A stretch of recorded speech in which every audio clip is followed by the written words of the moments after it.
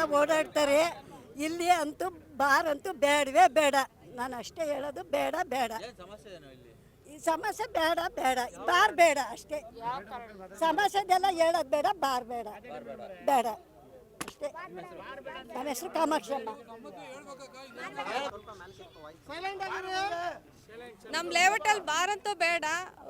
ಮಕ್ಕಳಿಗೆಲ್ಲ ತೊಂದರೆ ಆಗ್ತಾ ಇದೆ. ಅದಕ್ಕಾಗಿ ಅಧಿಕಾರಿಗಳು ಸಹಕರಿಸಬೇಕಾಗಿ ವಿನಂತಿಸಿಕೊಳ್ಳುತ್ತೇವೆ.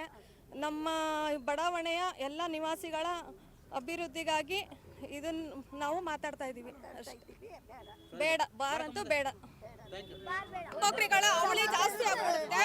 ಅದಕ್ಕೋಸ್ಕರ ಸ್ಕೂಲ್ ಮಕ್ಕಳು, ಕಾಲೇಜ್ ಮಕ್ಕಳೆಲ್ಲ ಓಡಾಡ್ತಾ ಇರ್ತಾರೆ. ನಮ್ಮ ಲೇಔಟಿಂದ ಮಕ್ಕಳು ಹೋಗ್ತಾ ಇದ್ದಾರೆ. ಹಂಗಾಗಿ ಇಲ್ಲಿ ಇದೇ ರೋಡಲ್ಲೇ ಬರಬೇಕು. ಅದಕ್ಕೋಸ್ಕರ ಪುಂಡ ಪೋಖ್ರಿಗಳ ಅವಳಿ ಜಾಸ್ತಿ ಆಗುತ್ತೆ. ಬಾರ್ ಆಗಾದ್ರೂ ಪ್ರಯುಕ್ತ ನೋಡಿ ಅದನ್ನ ಅದಕ್ಕೋಸ್ಕರ ಇದನ್ನ ಮಾಡೋಣ ಅಂತಂದು ಹೇಳ್ಬಿಟ್ಟು ಸ್ಟ್ರೈಕ್ ಮಾಡ್ತಾ ಇದೀವಿ. ಅನಿತಾ ಅಂತ. ಮಕ್ಕಳು ಮರಿ ಎಲ್ಲ ಓಡಾಡ್ತಾರೆ, ಅವೆಲ್ಲ ತೊಂದರೆ ಆಗತ್ತೆ. ಇದು ಪೋಲಿ ಹುಡುಗರು ಎಲ್ಲ ತಿರುಗಾಡ್ತಾರೆ, ಹೆಣ್ಣು ಮಕ್ಕಳು ಎಲ್ಲ ತಿರುಗಾಡ್ತಾರೆ. ಅವರೆಲ್ಲ ಏನು ಮಾಡಬೇಕು? ಓಟಿ ಮಾಡ್ಕೊಂಡು ಬರ್ತಾರೆ. ಓಟಿ ಮಾಡ್ಕೊಂಬಂದು 9 ಗಂಟೆಗೆ 8 ಗಂಟೆಗೆ ಬರ್ತಾರೆ. ಅವಾಗ ಏನಾರ ತೊಂದರೆ ಕೊಟ್ಟರೆ ಯಾರು ಜವಾಬ್ದಾರಿ? ಕುಡಿದ್ಬಿಟ್ಟು ಎಲ್ಲರೂ ಬಾರ್ ಮುಂದೆ ಕುಂತಿರ್ತಾರೆ. ನಾವು ಏನೋ ನಮ್ಮ ಗಂಡಸರು ಕೆಲಸ ಮಾಡ್ಕೊಂಡು ಬರ್ತಾರೆ ಅಂತ ನಾವು ಅಂದ್ಕೊಂತೀವಿ. ಈ ಕುಡ್ದು ಹಿಂಗೆ ಬಿದ್ದಿದ್ರೆ ಎಲ್ಲಂತ ಹೋಗೋಣ ನಾವು? ಇಲ್ಲಿ ಹತ್ರ ಐತೆ, ಇನ್ನೂ ಸಾಯ್ತಾರೆ, ತಿಂಗಳಿಗೊಂದು ಸಾಯ್ತಾರೆ. ಅವಾಗ ಏನು ಮಾಡಬೇಕು? ಕೂಲಿ ಮಾಡ್ಕೊಂಡು ತಿಂತೀವಿ ಗಾರ್ಮೆಂಟ್ಸಿಗೆ. ನಾವು ಎಲ್ಲಿ ಹೋಗ್ಬೇಕು ಅವಾಗ? ಬಾರಿಗೆ ದುಡ್ಡು ಇಲ್ಲಿ ಕಟ್ಟಕ್ಕೆ ಬರ್ಬೇಕಾ? ಕೂಲಿ ಮಾಡ್ಕೊಂಡು ತಿನ್ಬೇಕಾ ನಾವು? ಅದಕ್ಕೆ ಬಾರ್ ಬೇಡ ಅಷ್ಟೇ. ಇಷ್ಟಿಂದ ಎಲ್ಲರೂ ಕುಟ್ಕೊಂಡು ಸಾಯಿರಿ, ತಿಪ್ಪನಹಳ್ಳಿಯಲ್ಲಿ ಮಾತ್ರ ಬೇಡ ಅಷ್ಟೇ.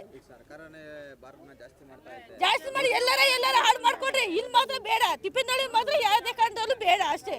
ನಾವು ಎಲ್ಲ ಹೋಗ್ಬೇಕು ಹೇಳು? ನಾವು ಕೂಲಿ ಮಾಡ್ಕೊಂತಿದ್ದೀವಿ, ಬಾಡಿಗೆ ಮನೆಗೆ ಇದ್ದೀವಿ. ನಾವು ಎಲ್ಲ ಹೋಗ್ಬೇಕು? ಏನ್ ಮಾಡ್ಬೇಕು ನಾವು? ಅಷ್ಟೇ. ತಿಪ್ಪನಹಳ್ಳಿ ಮಾತ್ರ ಬೇಡ ಯಾವುದೇ ಕಾರಣದಲ್ಲೂ. ಗೃಹಲಕ್ಷ್ಮಿ ಆದ್ರೂ ಮಾಡುವಂತ ಯಾವನ ಹೇಳಿದ್ವಾ?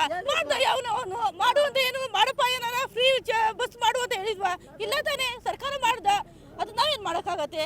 ಬಸ್ ಬಿಟ್ಟರು ಹೋದ್ರು, ಬಸ್ ಬಿಡ್ಲಿಲ್ಲ ಅಂದ್ರೆ ಬಸ್ ಚಾರ್ಜ್ ಹಾಕೊಂಡು ಹೋಗ್ತಿರಿಲ್ವಾ? ಅಷ್ಟೇ.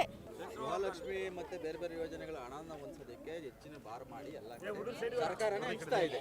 ಇವಾಗ ನಮಗಂತೂ 2,000 ರೂಪಾಯಿ ಯಾರಿಗೂ ಅವಶ್ಯಕತೆ ಇಲ್ಲ.